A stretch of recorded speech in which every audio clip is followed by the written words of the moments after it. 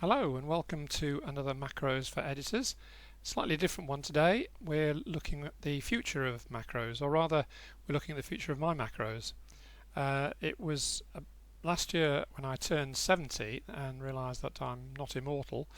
I decided to think, what will happen when I'm no longer here? What will I leave behind? And what will be the future of my macros? So anyway, why am I concerned about that? Well, there are quite a lot of them. I've been writing macros now for over 13 years and I've written over 800 of them, all related to editing. So that does represent quite a large bunch of intellectual property. So the question is, what's going to happen to it when I'm no longer here? Is there something there worth preserving? Well, yes, I hope there is. The macros themselves is not a problem because they're open source, so they're going to be available even after I'm gone. However, it's not just the macros, it's the IP behind it, it's the programming itself, the programming techniques.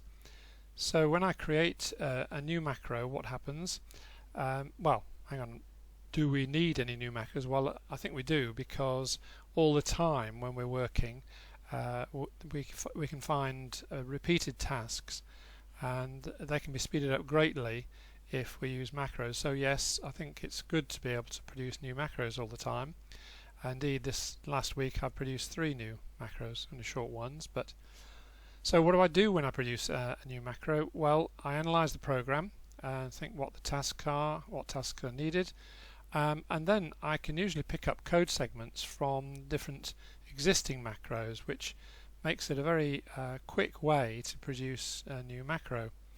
And it's that information about all those different techniques that I'm concerned that I want to pass on.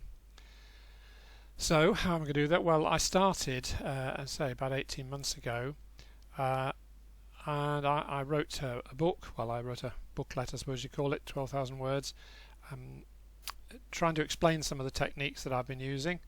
And okay, I thought, well, that'll help to some extent, but it's a bit of a thankless task producing these things, and I'd much rather spend time generating new macros. That's the fun, the challenge of a new task and a new way of producing an answer to that particular problem.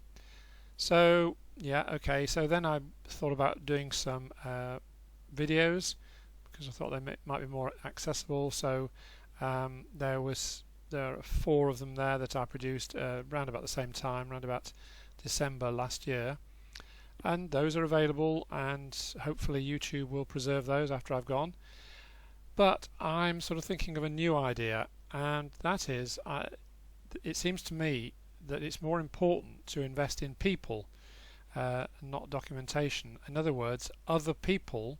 If I can pass on those techniques to other people, then they can go on with it and use them in the future. And I'm pretty sure that all of you watching the video will be younger than I am, and therefore, if I can pass it on down the line to you guys, as a generic term, by the way, that includes male and female. So the thing is, how can I help other people to learn to do what I do? What I do is not rocket science, seriously. It's just that I've been doing it for 13 years, and in that time you do build up a familiarity with the techniques and develop new techniques as I go along, find new ways of doing things. And so it's, as I say, it's not complicated, so anybody who's got a little bit of programming knowledge can easily take on if I have to leave off. How do we do that? I haven't a clue, really. Here are some ideas that we might think about. Some way of some sort of apprenticeship or mentoring, so that I can help other people to learn to do these macros.